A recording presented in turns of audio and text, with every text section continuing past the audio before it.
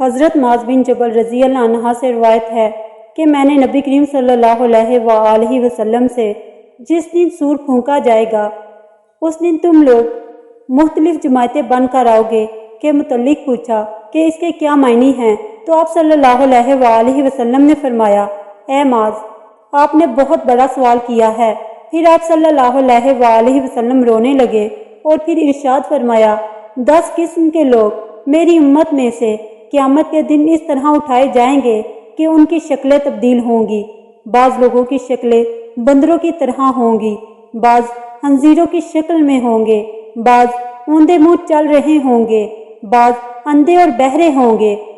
बाज़ गूंगे बहरे होंगे, कुछ भी समझ नहीं रहे होंगे, बाज़ की ज़ुबानें निकली हुई सीनों पर पड़ी हुई होंगी, बाज़ के हाथ पाँव कटे हुए होंगे, बाज़ आग के टीलों पर होंगे, बाज़ मुर्दार से भी ज़्यादा बदबूदार होंगे, बाज़ को आग का लिबास पहनाया जाएगा। तफसील। फिर नबी करीम सल्लल्लाहु अलैहि वसल्लम ने तफसील बताते हुए इरशाद फरमाया, पहली किस्म वो लोग जो बंदरों की शक्ल में होंगे, ये वो होंगे जो दुनिया में लोगों की चुगलखोरी किया करते थे। दूसरी किस्म खंजीरों की शक्लों वाले वो होंगे जो दुनिया में हराम खाते रहे होंगे। तीसरी किस्म औंधे मुँह चलने वाले वो होंगे जो दुनिया में सूद खाया करते थे।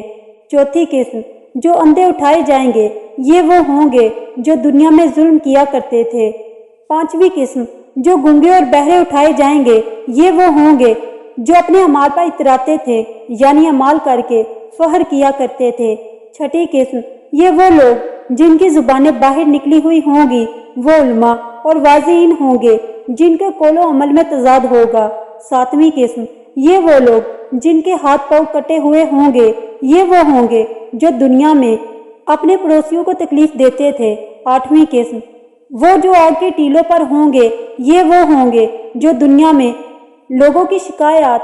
हुक्मरानों के पास लेकर जाया करते और उनको हुक्मरानों से पिटवाया करते थे। अपने ताल्लुकात की बुनियाद पर दूसरे को किसी से अजियत दिलवाने का यही अंजाम होगा। ऊपर से नीचे तक आग ही आग में गिरा हुआ होगा। 9वीं किस्म वो लोग जो बदबूदार उठाए जाएंगे, ये वो होंगे जो ख्वाहिशात और लज्जतों में जिंदगी गुजारते थे,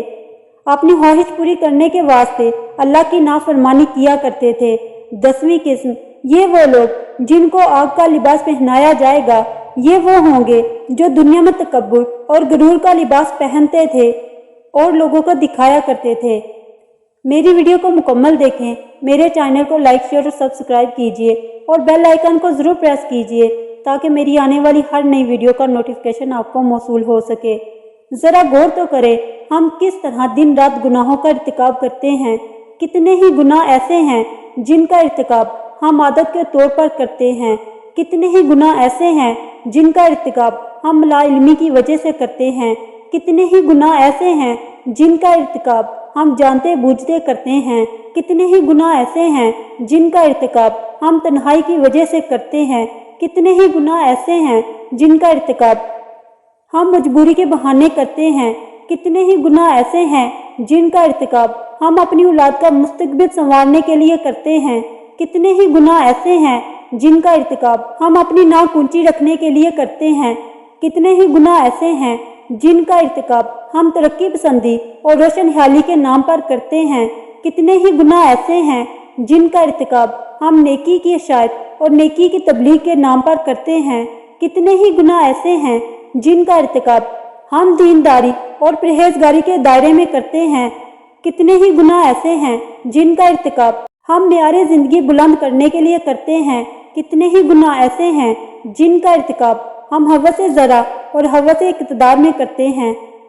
कितने ही गुनाह ऐसे हैं जिनका इर्तिकाब हम शैतान के दामने फ़रेब में मुब्तला होकर करते हैं, कितने ही गुनाह ऐसे हैं जिनका इर्तिकाब हम नफ्स की गुलामी में करते हैं, कितने ही गुनाह ऐसे हैं जिनका इर्तिकाब हम ख्वाहिशात की पैरवी में करते हैं, कितने ही गुनाह ऐसे हैं जिनका इर्तिकाब हम दोस्ती निभाने के लिए करते हैं। तो फिर कौन है जो ये दावा करे कि मैं तो गुनाह नहीं करता।